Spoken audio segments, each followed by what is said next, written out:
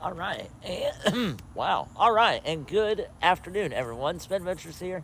We are in Dade City, Florida, here at the Pioneer Village, Florida Museum, and we're actually going to just start making a loop. I'm here today because the one of the volunteers here that works here invited me to come out for a presentation on the Spanish American War artifacts, and they're going to be presenting. It's at 1 o'clock here in just about 30 minutes or so. They're going to start setting up and presenting some different artifacts from the Spanish American War that they found after the war had ended and everything else. So we are gonna take a look at that today. But right now, we are just gonna walk around the museum and take a look at some of the other other things, other buildings that I wasn't able to look at while I was here for an event in the World War II event. That's how I met this guy named David, and um, ended up connecting with him, everything else. So alongside that, ended up having a good connection, and then he was asking me. I told him that I was a YouTuber and content creator, and when I told him that, he was highly interested in learning more about what I do and and how I can kind of promote the Pioneer Village here in Dade City. And he actually has some old uniforms that he from the military that he has saved over the course of time of either a German soldier, Confederate, Union soldiers of the Civil War, different World War II uniforms, and he had asked me. He said they might fit me for other events that will go on through the rest of the year in October, November, December. And so I was like, oh, this will be good because I would thoroughly enjoy making video content in German attire, or in not just German attire, in military attire, uniform attire. It'd be great promotional for both my hobby for right now and museums. And so I sent him the measurements of clothing, and today I'm going to actually be trying them on, hopefully, and seeing if they'll fit. If they do, then I'll have an event probably coming up within the next month. I know the Civil War reenactment on October 12th in Parrish. I know that one. There's a river raid in Ocala. That's in November, I think, no, it's in October. It's literally 2 weeks after the Civil War reenactment in Parrish, Florida, which is 10 minutes from my house. And then I'll have there's one more there is one in November, and then there's one in December.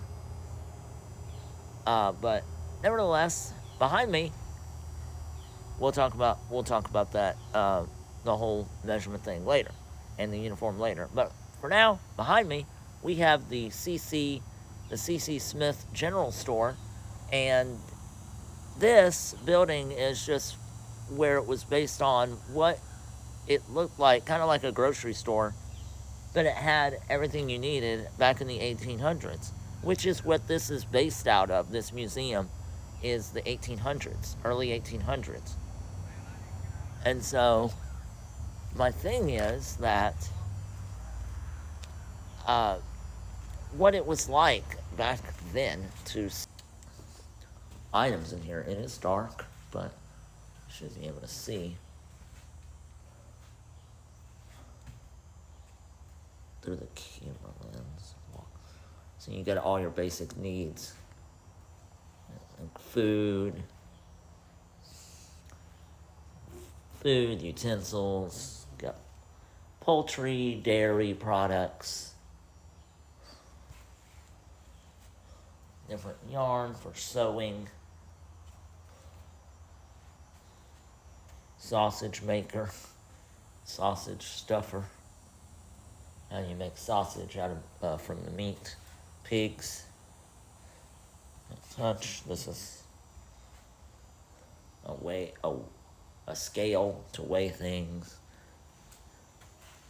$10 for whistles,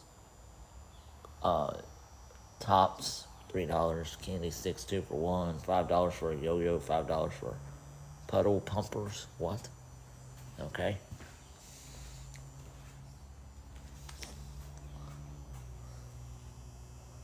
Oh, please check with the front desk interested in help proceed these items. Now, I guess they're looking for a Texaco gas pump and signage and a Coca-Cola cooler. Vintage Coca-Cola cooler. Slicer, you got some cotton in there to produce. You got here just an old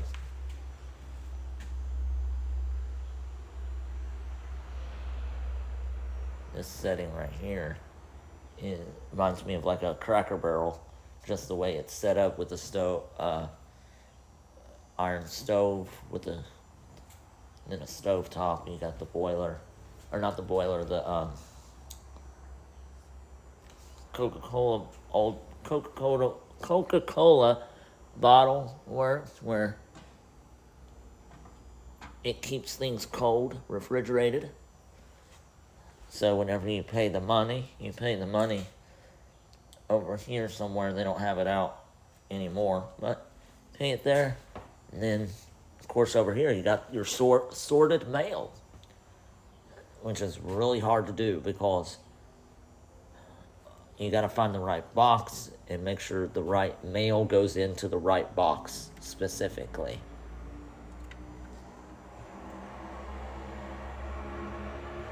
So, this is the general store.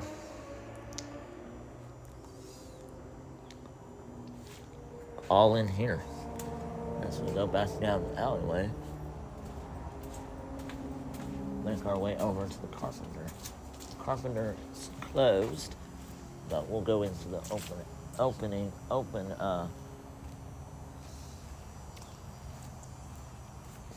open shacks, the ones that are just open freely,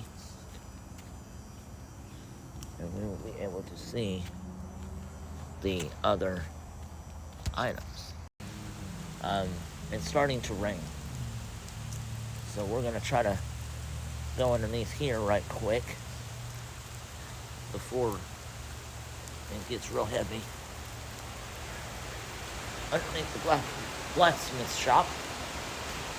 It's the Blacksmith Shop, of course, where they produce iron and steel.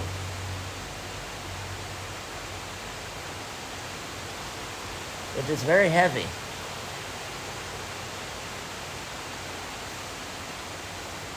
Just like this pulley system, which I enjoyed pulling this. You can see how my arm flexes. We're going to pull this. See this string attached to the wheel up top there, guides along that rope and pulls that bucket upward to produce the air coming from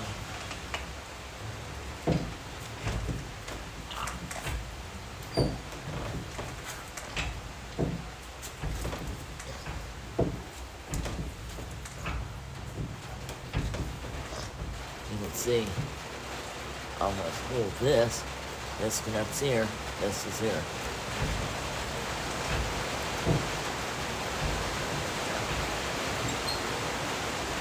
Just like that. sidewalk area. And over here. There's our sharpest tool in the shed. Steel where they make stuff.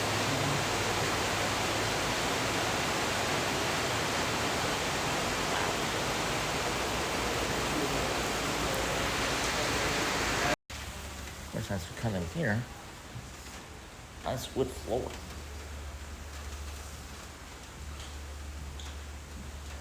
Of course, this is the map of the Cumbers Cypress Company. This the map of Dade City, right here.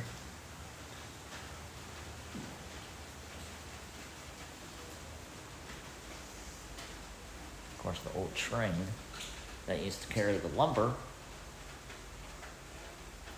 to here and to from Tampa all the way from Tampa to Pasco County, which is here in Pasco County, to in Dade City, and then they had the unload and travel back. All these different pictures here. I remember this. Here, this is, whoa. Look at this old thing. This old. Looks like a list. Of course, paper. Paper, it looks like it was made from cardboard. Like you take a cardboard box and just put lines on this. And then, of course, I remember this because it was Company of Dayton, Ohio. Bookkeeping machine. Old typewriter. So it print out books, and this is how you print out books. You would use the letters. Of course, you'd use this. Find in the first title of the book. Then you type in the number code of the book. That. Pull this down. Switch that on. And put the key.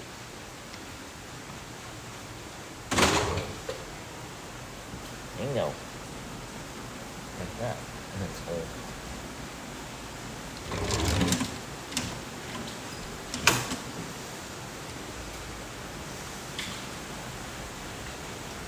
Wow.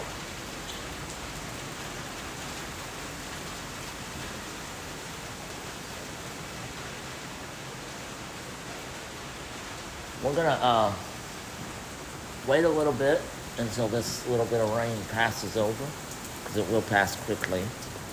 That's that here in Florida a lot. And so, but right here is the sewing room, where a lot of the women come and do their sewing, ironing of clothing through here. Property owners and land tract. Pasco County, Florida, township. 1846 to 1849 for 3 years. 3 or 4 years. That's the channel. And of course, this is more of the sewing and weaving crafted Berea College from Kentucky. This is where this machine is from.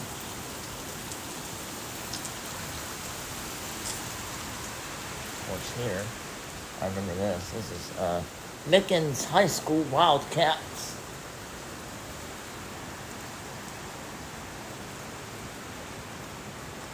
Colors were blue and gold. All right, we made it there, but I must go to the little boys' room. So we're gonna try to make a run for it. It's something crazy. This is what weather is in Florida.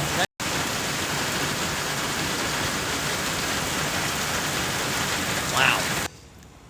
So I'll start here with the train display here of Pioneer Village. This is the main building. Main building is right here. That's where we are. Of course, here is the depot with the train.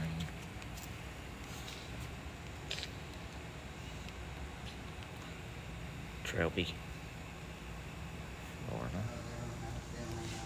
And of course, the train carrying loads with the caboose in the back. Of course, over here at the top, just gonna look at these. So these are the dates in the jeweler.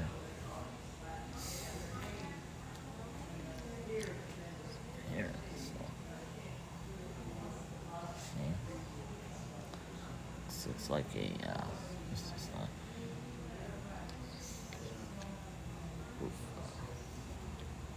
Glass here, of course. These different items here. And then a flag from the U.S. flag. Story behind the Fort Stanwix flag by clicking. So this is an old flag that was flung at Fort Stanwix.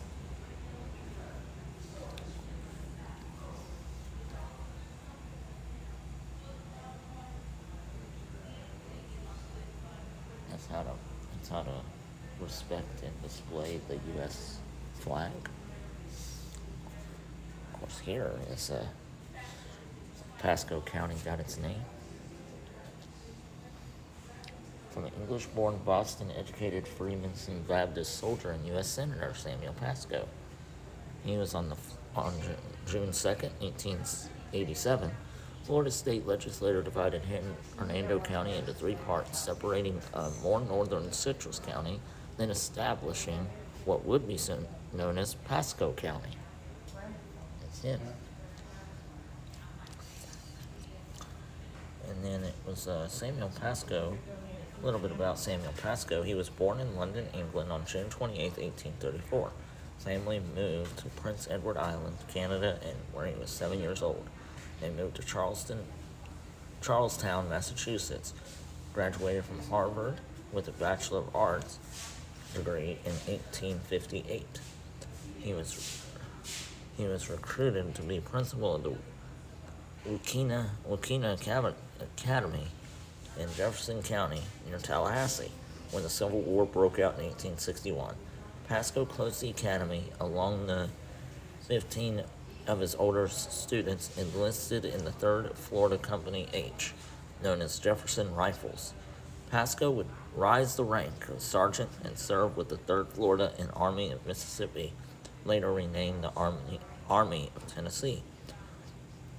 He was also admitted to the Florida Bar of 1868, married Miss Jessie Denham of Monticello in 1869, served as Democratic Party Executive Committee Chairman from 1876 to 1886 for 10 years. 1885, he was chosen to preside of the Florida Constitutional Convention, and in 1887, he was chosen as the Speaker of the House, and later that year appointed to the U.S. Senate, where he served until 1889. Wow. Samuel Pasco from Pasco County, Florida, which is where the Pioneer, Florida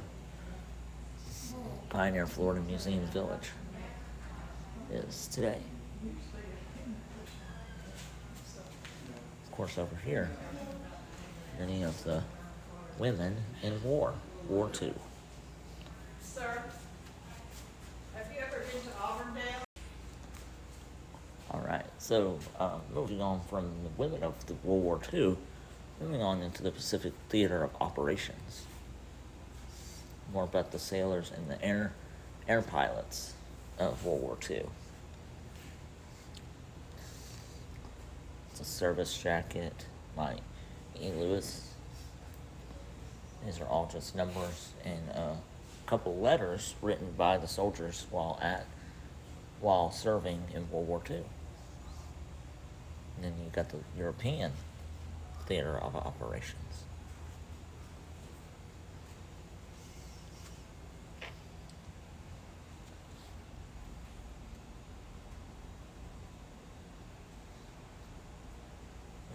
War II in Florida that was involved. For example, they relate to World War II history in Florida, starting with the U.S. entry into the war in 1941. Florida and her citizens would like to rest of the nation, seeing their lives change forever. Land of plenty would soon feel the effects of food, clothing, and fuel rationing. Shortages of manpower to work in the local citrus, lumber, mining, and meat industries would, in 1944, bring the war to Dade City in a unique way.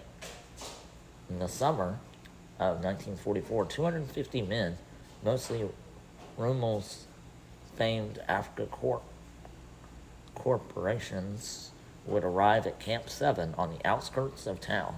These men would serve as labor in war industries and remain here until 1946, when the camp closed. So these are some of the items that were retrieved after the war. Some. This is World War I.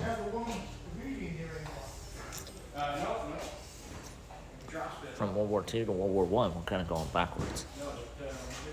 And then, of course, today we are actually learning about some of the stuff of the Spanish-American War. We're going to be learning about that here in a few minutes. At 1 o'clock is when it starts. And so, this is a rifle gun. Will be number 1 here. And so, we'll let the gentleman do the talking once it starts. So I just wanted to kind of overview of the rifle. It was the trapdoor bayonet and scrapboard, and the Maltese cross owned. Consular service ribbon in the Spanish-American War is the one in green and gold from the Philippines insurrection.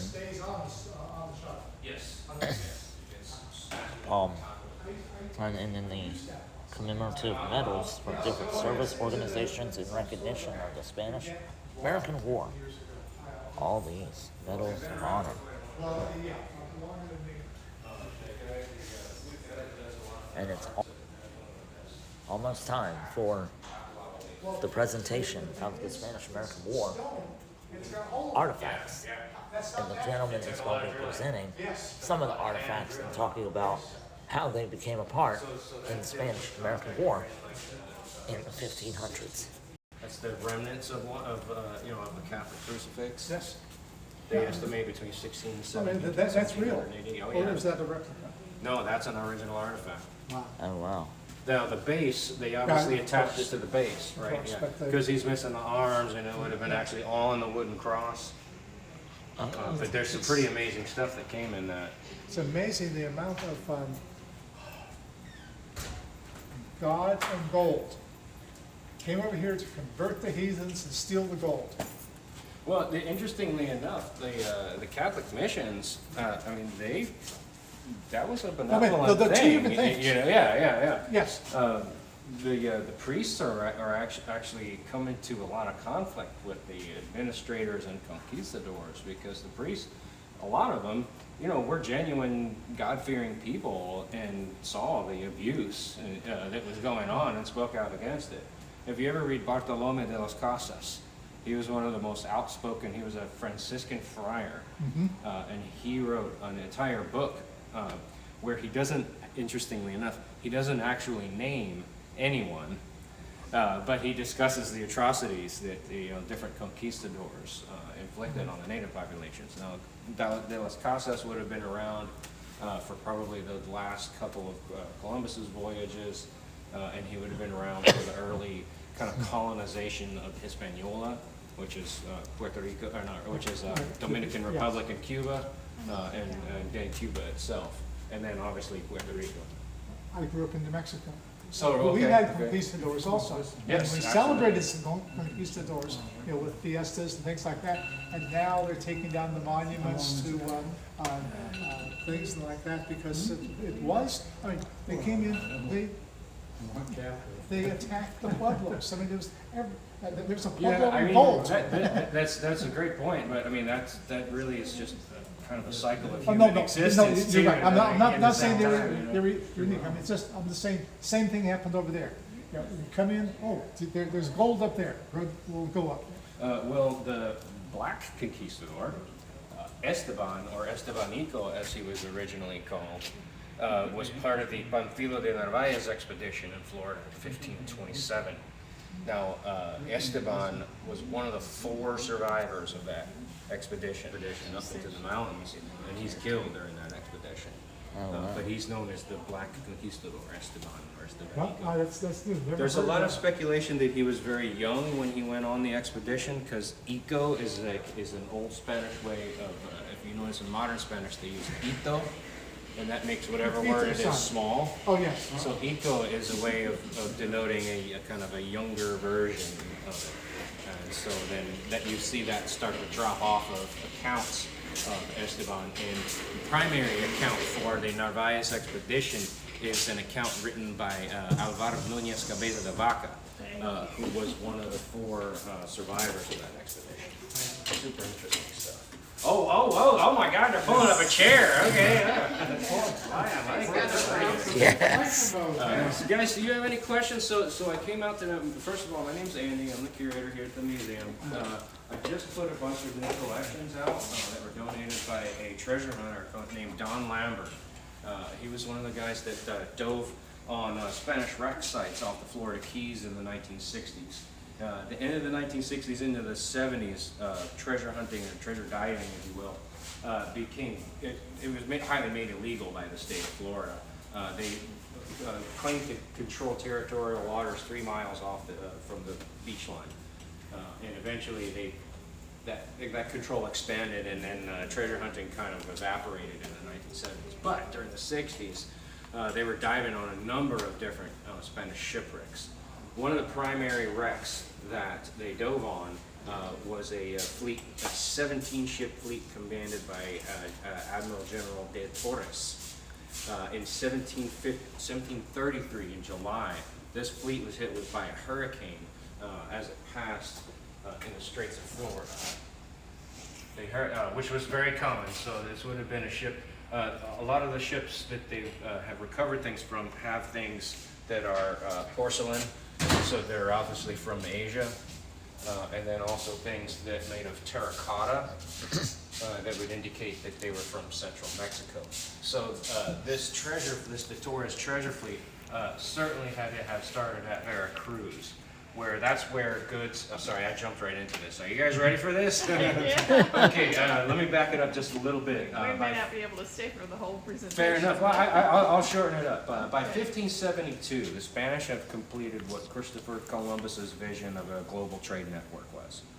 By 1572, the Spanish have a colony in Manila in the Philippines.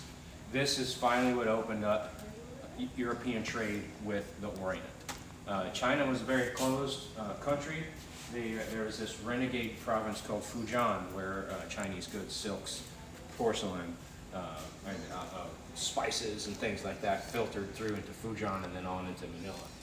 Now from Manila, the Spanish trade fleets crossed the Pacific Ocean and landed at the port at Acapulco.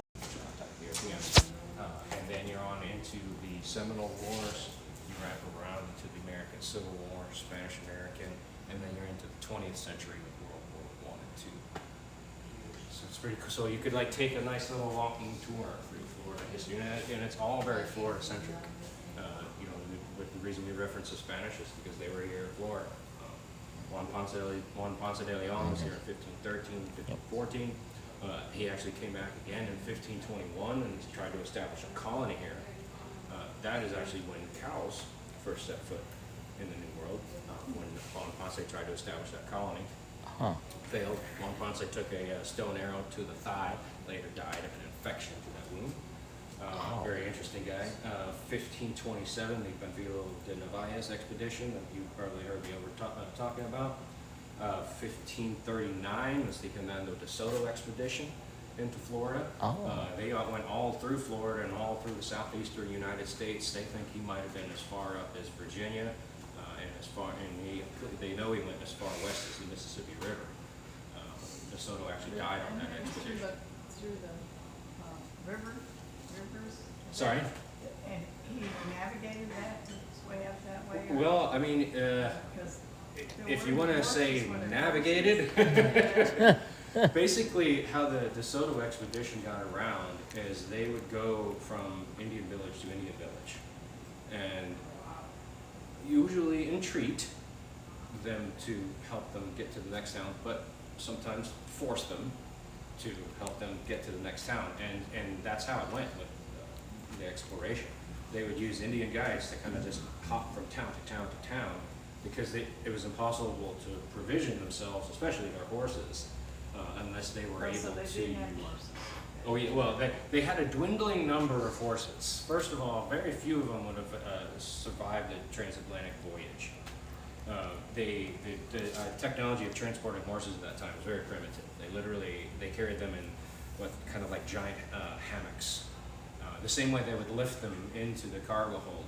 You may have even seen modern ones. Literally, it's kind of like a belt that goes between their fore and back legs. And that's how they lift them in, and that's actually how they transport them. So it's a very harrowing journey for a horse. They basically don't get to touch the ground for a couple weeks while they're being transported. Oh, wow. But horses first set foot in North America thanks to some of the Spanish. But yeah, you had a dwindling number of them. You probably had half of what you brought over that made it, and then they would gradually die as he went on too.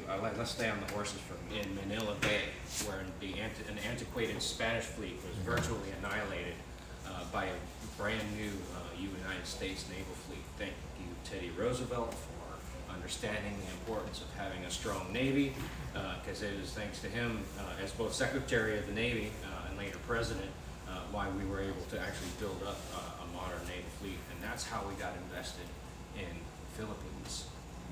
Now, we would do some mistake that we would make throughout the rest of the 19th and into the 20th century. We installed a puppet dictator. People who fought for the revolution and fought for independence didn't like that puppet dictator, and so there was another populist revolt. So we're back in the Philippines again in the year 1900, fighting what's known as the Philippine Insurrection. Sam Pasco actually has a son that's killed in the Philippine Insurrection. And that's where and that's how the United States established territorial control of the Philippines, basically in kind of catching it from Spain. All right, so great presentation by on the Spanish-American War and how it all started. But now we are here at the train depot, the Trailby Depot. And here it is. I don't want it in, let's say the Mr. Conductor.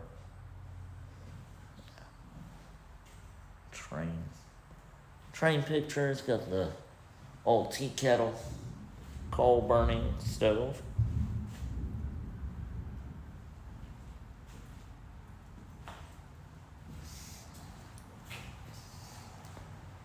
This was first established as the McLeod Settlement in 1882 by Elijah McLeod.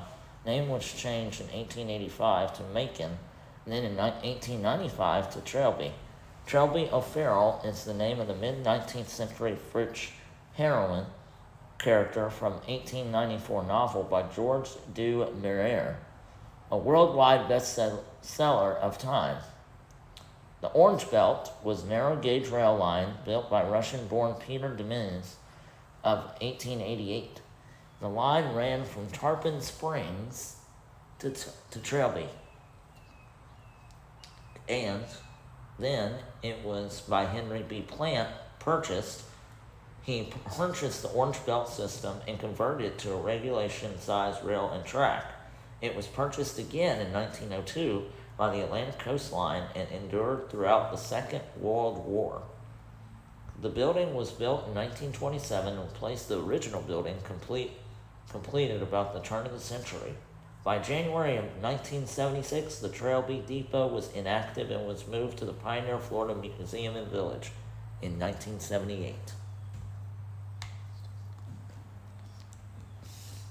So it became inactive in 1976, was when it kind of retired. But here you can see this is an old rail signal, kind of like a stoplight where it would be changed from red to green.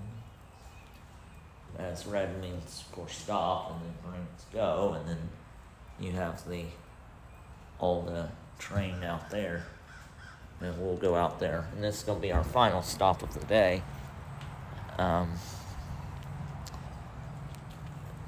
Here, since we have seen the presentation.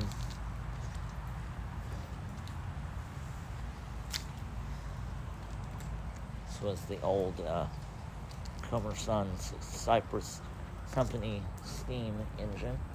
Of course, out here you see this is a coupler, one of the couplers from the train.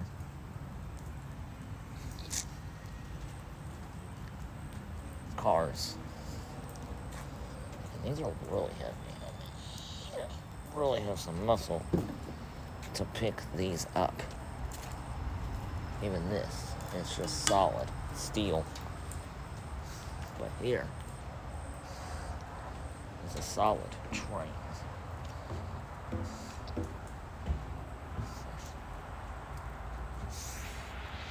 can see. And you can actually step right inside.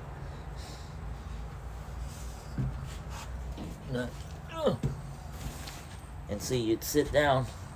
See, we're in the cab of the locomotive, and you can see the bell rope right here.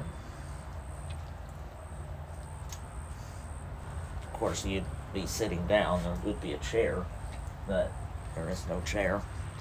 But you would be sitting down here and looking straight out the window. Or if it's a nice day out, you would see, you could look out of the window. Ring the bell to know someone is coming.